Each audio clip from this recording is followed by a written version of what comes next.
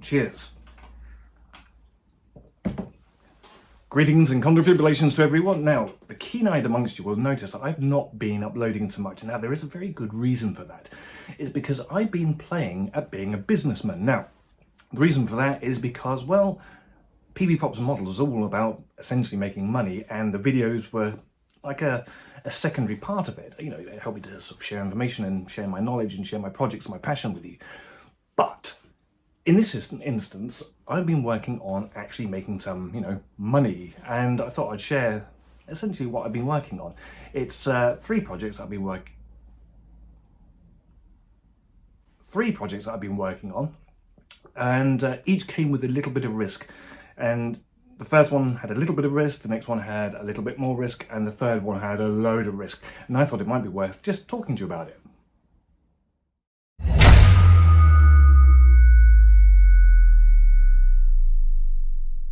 So all this represents part of the first project, and it had its ups and downs. Now, you may sort of know about this. I have briefly talked about it in another video, but it's a cane coin. It's from a Doctor Who story called Dragonfire from about 1987, and it involves one of these. This is a casting from the original.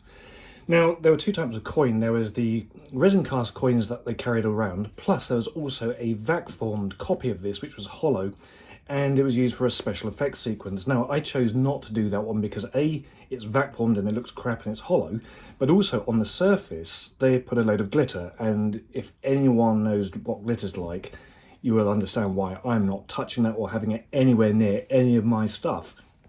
But anyway, I chose to do the one that was sort of carried around, the one, not quite the hero, but one that looked sort of good. So I tried doing this.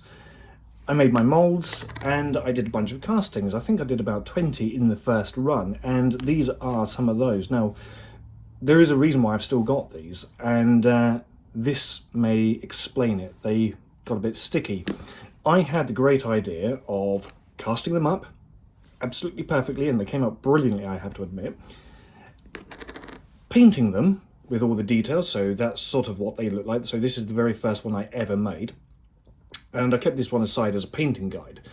However, once I'd cast all of the coins up, I thought it'd be brilliant to bake them. And the reason being is I thought, well, it was just to try and make them a bit more resilient and make the paint really, really tough. So I put them in the oven, completely painted, and they came out incredibly sticky. The paint sort of melted, and well, I basically buggered the lot up. I went into it knowing that this might happen, and it's sort of like a destructive streak I have within me. I make nice things and then try to destroy it. So I made these coins, like 20 of them, and yep, they came out all sticky and horrible, and I don't know why I did, because it was about 2 or 3 days worth of casting and a couple of days of extra work on painting them, and I messed them up. So Muggins here had to start again and not bake them. So that was the first project. And when it came to selling them, they sold out really quickly. I actually did 2 versions. So this is my Paint Master. They came in a little bag like this, but there are 2 versions of the coin. There's one with a weathering that sort of looks like that. It's a bit scratchy, so I couldn't decide which version to do, so I did that version. But the second version had slightly less scratchy weathering on it, and basically I think I did 50% like this and 50% like that, and essentially it was random who got what really was on how I pulled them out. But anyway, as I said, they sold pretty quickly. In fact, I think they took about 2 days, maybe 1 day to sell out, and I was really pleased, and it spurred me on to the next project. So let's talk about that. These 2 represent project number 2, and again, it was a bit of a risk because it's one of those props where you see them for literally a split second. It's from a story called The Greatest Show in the Galaxy, and there's this captain character who basically has these, and I'm not going to explain this situation, but they're essentially dummy coins. They have 2 heads and 2 tails, so they're identical on both sides. They appeared literally for a few seconds in that story, and I thought it'd be quite a good idea to replicate them.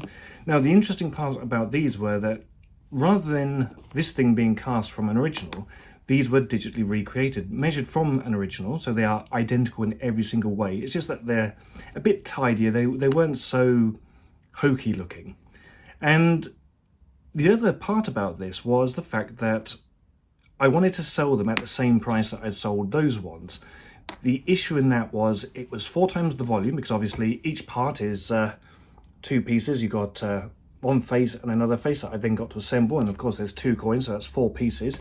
It's 4 times the amount of material used, but also a load more time in assembling them and assembling them correctly. The other risk in all of this was the fact that this wasn't specifically a doctor's prop, neither was that one, but this one was seen even briefer. Would people actually want to buy it? And it turned out that they did. Again, these actually sold out in, I think, about 2 hours. I think it was about 2 hours. But one thing I did learn was don't give people a choice on finish, because I was sort of talking about what sort of weathering should we have? Should we have this type of weathering? Should it be more than this? Should it be less than this? What I ended up doing was, this is actually weathered for camera. Now, to the eye, this looks quite a lot. On camera here, and I'm looking at it now, it doesn't quite look as weathered as it really is. Now, that was always the sticking point.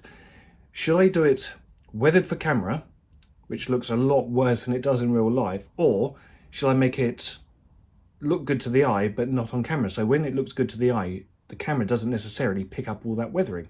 In the end, I decided to go with a halfway house between the two. But that sold out, as I said, within a couple of hours at most, and I was really happy. However, I had to keep on going, and I came up with another project, and that was something that I thought would be a bit more popular. I'll talk about that next. So, this represents project number 3. I have castings of these all over the workshop. They're basically everywhere, and that's what I've been working on lately. And you probably already guessed it, and if you haven't, it's one of these. It's a TARDIS door key.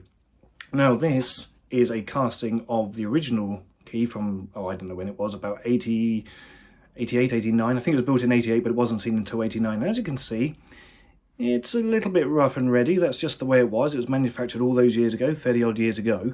But I wanted to make a mass market version of this, absolutely accurate to the original, but just a little bit tidier. And so that's where all this lot comes in.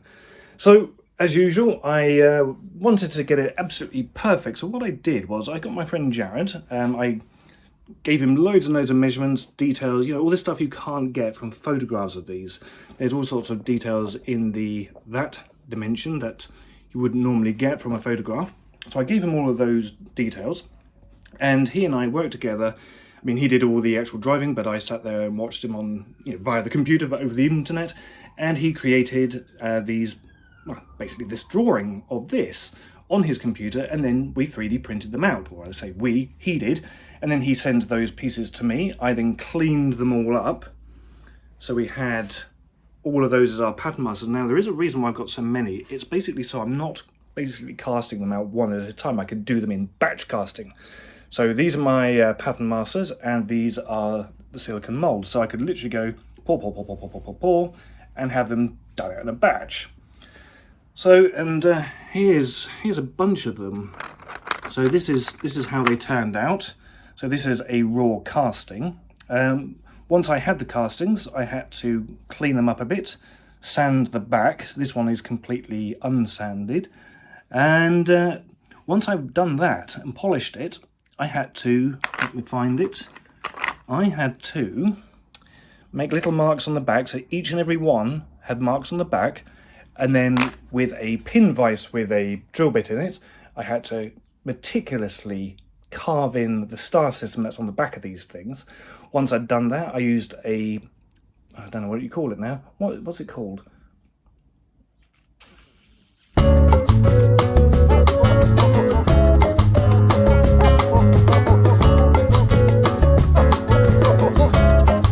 A scribe, there you go, a scribe. I used a scribe to do the connective dots. Each one took, at the very beginning, about half an hour to do. So you can imagine how long it took to do all of these. So it took about half an hour for each and every one of these, and it was a lot of concentration going on, and, it wasn't fun doing a shed load of them, but you just work your way through it. And I have to say, I thought I'd get backache, and I did. And I suddenly got, my hands started locking, but I started to hallucinate actually, you know, so much concentration. I started to see like a glitch in the Matrix. Kept seeing my cat walking through here, you know, if I'm sat in that way. I saw her walk along here, stop, look at me, and then continue off over that way. And that happened multiple times to the point I thought, what the hell is she doing? I came out, she wasn't here. I had to call my wife in, and she said, yep, the cat's not in here, she's upstairs. Anyway, that's all academic. It's not really pertinent to all this. So, as you can see, I'm currently working on these. These have been hand sanded, hand polished. They're, as I said, engraved. They then get polished and basically finished a lot more. Then they get sprayed, and that's where I'm up to now with these. So once they're sprayed with a primer, I've then got to colour them in. Here is a test that I did. It's the correct colour. It's the correct finish. This is a test based on a knackered one. I didn't even sand or clean or do anything with this. It's just, you know, the finish. So I'm pretty happy with how that looks. I need to sort of sort out the weathering. This one isn't weathered. It's just scuffed a little bit. So I need to do that. However, the risk really came in the volume that I'm doing, the amount of work that comes with it, and the expense. Now, just for example, here are the chains. These are the exact chains. It took me years to find these. This is why the project hasn't been done up until now. However, these chains aren't cheap. I'm not going to give you the exact number, but it's well into 3 figures. Yeah, so essentially I bought a shit ton of these on the proviso that hopefully these things will sell. So I'm relatively confident that they will sell, and that's mainly because it's Doctor related and TARDIS related. It's the TARDIS door key. So hopefully in a few days' time I'll have all of these things completely finished. I need to assemble them, and then I need to package them up. That in itself is going to be even more pricey because the prices of everything's gone up in literally the last month, including postage. That's just skyrocketed. So I'm a bit worried about that. But anyway, it's a doctor's project. I think it will sell. I hope it will sell. And that's why I've been busy. That's why I've not really been uploading, because I've been busy trying to actually make some money. Because obviously, working as a YouTuber, the money coming in from that is, to be honest, rubbish. And I do need to pay my own way, and this sort of project is pretty much the way forward. Anyway, I thought I'd just let you know what I'm doing. Sorry I've rabbited on a bit too long, but I thought you might find it a little bit interesting.